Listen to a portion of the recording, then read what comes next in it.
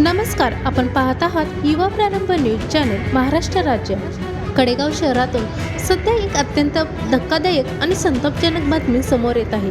गुन्हेगारी वाढ, पोलीस प्रशासनाची निष्क्रियता आणि सामान्य जनतेला न मिळणारा न्याय या सगळ्या पार्श्वभूमीवर आता सामाजिक कार्यकर्त्यांनी कडक भूमिका घेतली आहे.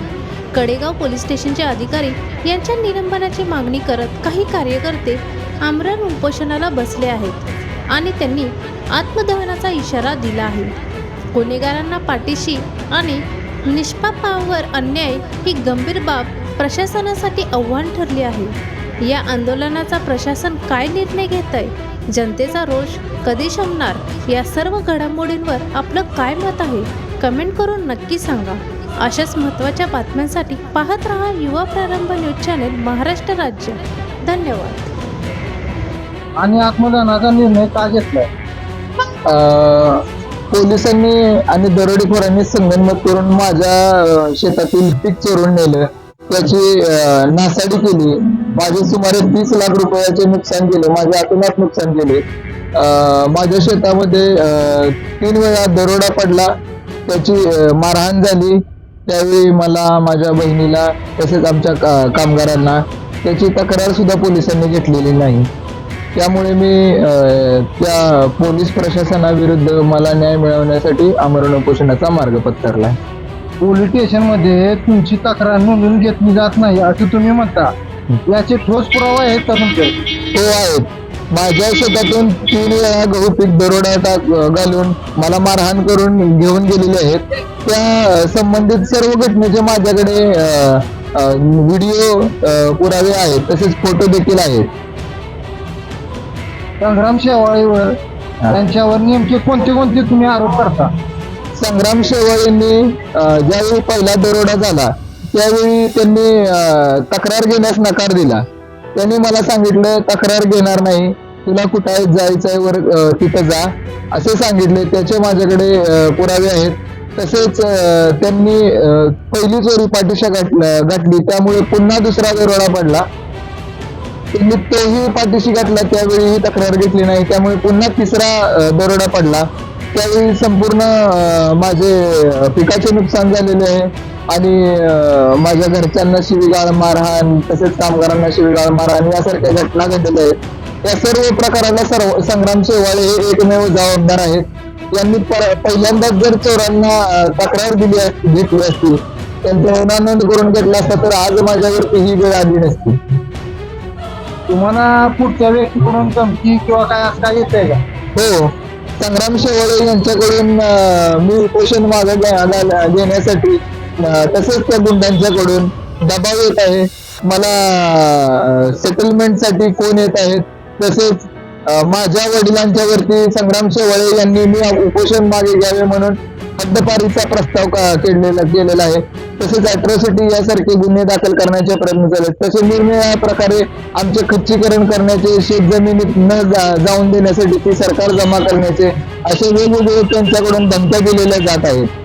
आणि माझे उपोषण हाणून पाडण्यासाठी त्यांनी प्रतिउपोषणासारखे डाव रचलेले आहेत, जेणेकरून याला वेगळा वळण मिळेल आणि त्यांच्याकडून सर्वांचं लक्ष दुर्लक्षित होऊन माझे उपोषण हाणून पाडता येईल या प्रकारचे सर्व प्रयत्न संग्राम शेवाळे यांच्याकडून व त्या गुंडांच्याकडून चालू आहेत. तुमच्या मागणीकडे वरिष्ठ अधिकाऱ्यांनी, प्रशासनाने लक्ष दिलंय का? खरं म्हणता तर माझ्याकडे पोलीस प्रशासनातील DYSP आणि नायब तहसीलदार आले होते. त्यांनी माझी तक्रार घेतो बोलले होते, पण माझे तक्रार घेणं हे त्यांचं कर्तव्य आहे. पण त्यासोबतच जे संग्राम शेवाळेंनी जो माझा आर्थिक नुकसान केलंय, मानसिक नुकसान केले, शारीरिक नुकसान केलंय, ते भरून कोण देणार? संग्राम शेवाळे यांच्यामुळे माझ्या 30 लाख रुपयाचे नुकसान झाले आहे. माझा सिबिल खराब झाला आहे आणि मार्च महिन्यात मी थकबाकीदार झालो आहे. सर्वीकडील माझे क्रेडिट खराब झाले आहे. माझे औषध दुकानदारांचे देणी बाकी आहेत, बँका देणी बाकी आहेत. त्यामुळे सर्वस्वी याला जबाबदार संग्राम शेवाळे हेच आहे. आणि प्रशासन त्यांच्या निलंबनाची मागणी माझी अजूनही का पूर्ण करत नाही? नेमकं ह्याच्या पाठीमागं कोण आहे? कोण त्या संग्राम शेवाळेंना पाठीशी घालतंय हे पण निष्पन्न होणं गरजेचं आहे. तुम्ही गुन्हेगारी वाढल्या असं तुम्ही म्हणता. हा या संदर्भात विशिष्ट घटना सांगू शकाल का? गुन्हेगारी वाढलेली आहे भरपूर प्रमाणात. कडेगावमध्ये आज तुम्ही तहसीलदार कार्यालय ते खाली बाजारपेठ आणि कडेपूर रोड ते नेरली रोड इथपर्यंत जेवढी मोठी बाजारपेठ आहे त्या संपूर्ण बाजारपेठेत तुम्ही अगदी कुणालाही विचारू शकता की कडेगाव मध्ये तुम्ही सुरक्षित वावरू शकताय का? कोण कुठल्या दुकानदार असेल, कोण कुठला माणूस येईल, त्याला कशाबद्दल पैसे मागेल, कशाबद्दल खंडणी मागेल, कशाबद्दल मारहाण करेल, काही सुद्धा सांगता येत नाही. कडेगावची अक्षरशः बीड आणि युपी बिहार पेक्षाही वाईट अवस्था करून टाकलेली आहे या शेवाळींनी. याच्या अगोदर सर्वजण सुखात होते, प्रत्येकाचा धंदापाणी व्यवस्थित चालला होता, कुणाला कुणाची दमदाटी नव्हती, धमकी नव्हती. पण संग्राम शेवाळे ज्यावेळीपासून इथं कडेगावमध्ये आले त्यावेळीपासून त्यांनी गुंडांशी हात मिळवणी करून, मैत्री करून त्यांची ती टोळीच आहे. आणि नाहक गरिबाला त्रास देणं, कुणाची दुकानदाराला पैसे मागण्यासारखी टोळी जी आहे ती सक्षम झालेली आहे यांच्यामुळे, यांनी गुन्हा नोंद घेतल्यामुळं. तसेच बारीक सारीक चोऱ्यामाऱ्या सुद्धा वाढल्या, जसे की शेतकऱ्यांची पिकं कापून नेणं किंवा मोटर विहिरीवरच्या पाण्याच्या मोटरी केबला चोरून नेणं, वाहन चोरी होणं, मोबाईल चोरी होणं इत्यादी भरपूर घटना आहेत. आणि संग्राम शेवाळे यामध्ये सपशेल ठरलेले पोलीस अधिकारी आहेत, त्यामुळे त्यांचे निलंबन झालेच पाहिजे. स्थानिक लोकप्रतिनिधी किंवा राजकीय नेत्यांनी यामध्ये तुमच्यात काही लक्ष घेतलंय का काय? स्थानिक प्रतिनिधी येऊन भेटून गेले, त्यांनी मार्ग काढू असे मला आश्वासन दिलेले आहे, पण अद्याप तसे काही घडलेले नाही. आमरण उपोषण सुरू झाल्यापासून प्रशासनाची पहिली प्रतिक्रिया काय होती? आमरण उपोषण सुरू झाल्यापासून माझे उपोषण दाबण्याचाच प्रयत्न केला जात आहे, कारण माझे उपोषण पोलीस प्रशासनाच्या विरुद्ध आहे. पोलीस प्रशासनाच्या विरुद्ध असल्यामुळे माझी पोलीस आधी वृत्तपत्राने, आज माझा 5वा दिवस आहे, आजपर्यंत एकाही वृत्तपत्राने इतका गंभीर घटना, लोकशाहीची हत्या झालेली आहे. एका माणसाला आपला न्याय मिळवण्यासाठी उपोषणासारखा घरदारावर तुळशी पत्र ठेवून जर बसावं लागत असेल तर यासारखे दुर्दैव आहे. आणि तरीही आज साधं एखादा माणूस गाडीवरून घरी पडला तरी ते पेपरला बातमी होते. एखादा मुलगा, एखादा शेतकरी त्याचे वर झालेल्या अन्यायासाठी जर 5 दिवस उपोषणाला बसत असेल तरीही एकाही वृत्तपत्राने त्याची दखल घेतलेली नाही. आज तर या घटनेचा किंवा या वृत्तपत्रांच्या वरती पण नेमका कुणाचा दबाव आहे हे पण बघणं गरजेचं आहे ना. दुसरा प्रश्न असा आहे, तुम्ही सांगत असलेल्या परिस्थितीबद्दल कोणत्याही माध्यमांनी किंवा सामाजिक संघटनांनी तुमचं समर्थन केलंय का?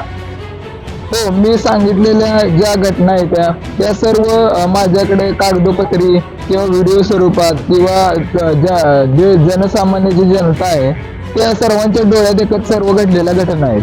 त्यामुळे याचे पुरावे मी तर देईनच तुमच्या समोर, पण त्यासोबतच तुम्ही जनमताशी जर संपर्क साधला तर तुम्हाला संपूर्ण घटना जी काय आहे आणि जी काय बाजू आहे ती माझ्यापेक्षा जास्त चांगल्या पद्धतीने समजू शकेल. तुमच्या मते या पूर्ण घटनेचा काय सामान्य नागरिकांचा काय ते परिणाम होईल असं वाटतं? अहो, आता शेतकरी पूर्णपणे अडचणीत आहे, सामान्य माणसं पूर्णपणे अडचणीत आहे. ज्याची रात्रीची चोरी होते, दिवसाची चोरी होते. आणि मला सांगा, माझ्यावरची जी घटना होती, जी घटना घडली 7:30-8 वाजता रात्रीच्या, मला जवळजवळ 30-35 माणसं काट्या कोयते घेऊन मारायला आली होती. माझ्या अंगावरती हार्वेस्टर मशीन घालून मला चिरडून मारण्याचा प्रयत्न झाला. आणि इतकी मोठी गंभीर घटना, माझा गहू चोरून नेला, त्याची सुद्धा कंप्लेंट या पोलिसांनी घेतली नाही. त्यावेळी माझा जीव गेला असता.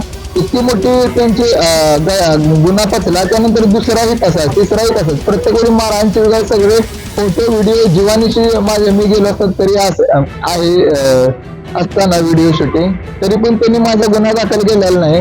त्यामुळे याचे गंभीर परिणाम होतील. यांच्या गुन्हेगारांचे असेच जर गुन्हे पचत गेले तर ते भविष्यात मोठाही गुन्हा करतील. कोण चोरी पहिल्यांदा करतो, परत पाकिट मारतो आणि त्यानंतर खून करतो. कोण वाल्मिकी कराड एका दिवसात बनत नाही, त्याला पोलीस प्रशासनच जबाबदार असते. पहिल्यांदाच जो गुन्हा घडतो त्यावेळीच प्रशासनाने, पोलिसांनी त्याच्यावर आळा घालणे, त्यांच्यावर कारवाई करणे हे त्यांचं आद्य कर्तव्य आहे. तुमच्याकडनं काय चुका झाल्या असं वाटतंय का तुम्हाला? आमच्याकडून चूक एवढीच झाल्या की आम्ही आमच्या शेतात पीक पिकवलंय आणि आम्ही आमच्या शेतात कष्टानं पीक पिकवून ते वाढवलं आणि आम्ही शेती करतो, ही आमची चूक आहे असं मला वाटतं. याच्या पुढे तुमची रणनीती काय असेल? मला न्याय मिळाल्याशिवाय संग्राम शेवाळे यांचं निलंबन झाल्याशिवाय मी काही उपोषण माघारी घेणार नाही. उपोषणातून माझ्या प्रमुख मागण्या अशा आहेत की पहिली मागणी, या सर्व घटनेला, नुकसानीला आणि कडेगावमध्ये वाढत्या गुन्हेगारीला जी व्यक्ती म्हणजे जबाबदार आहे ती व्यक्ती म्हणजे संग्राम शेवाळे ही आहे, त्या व्यक्तीचे निलंबन ही तर माझी प्रथम मागणी आहे. दुसरी माझी मागणी अशी आहे की माझ्यावरती जो प्रसंग ज्या लोकांमुळे, ज्या दरोडेखोरांमुळे जो आला, त्या सर्व दरोडेखोरांना, गुन्हेगारांना त्यांच्यावरती गुन्हे दाखल व्हावेत आणि त्यांच्यावर योग्य ती कायदेशीर कारवाई व्हावी. तसेच माझे जे नुकसान सुमारे 30 लाख रुपयाचे संग्राम शेवाळे किंवा त्या गुंडांनी केलेले आहे त्यांच्या, ते मला मिळावे यासाठी मी हे अमर उपोषण व आत्मदहनाचा पर्याय निवडलेला आहे. या सर्व घटनेला तुम्ही संग्राम शेवाळेंवर दोषी समजता. तुम्ही संग्राम शेवाळेच्या विरोधात काय वरिष्ठांकडे तक्रार केल्या किंवा एखादं पुरावे सादर केले असते का? मी संग्राम शेवाळे यांच्या विरोधात लोक आयुक्त मुंबईमध्ये तक्रार केलेली आहे. पोलीस प्राधिकरण पुणे या ठिकाणी सुद्धा त्यांच्या निलंबनाची मागणी केलेली आहे. तसेच SP साहेब यांच्याकडे 3 वेळा, DYSP साहेब यांच्याकडे 3 वेळा सर्व तक्रारी केलेल्या आहेत. तरी त्यांनीच मला सांगितलं तुला कुठं जायचं आहे तिथं जा असं. त्यावेळी ही गोष्टीचे माझ्याकडे व्हिडिओ वगैरे पुरावे आहेत. या सर्व घटनेला मी इतकंवरपर्यंत म्हणजे कलेक्टर साहेब किंवा माननीय मुख्यमंत्री, माननीय गृहमंत्री, माननीय प्राईम मिनिस्टर या लोकांच्या सोबत सुद्धा मी पत्रव्यवहार केलेले आहेत.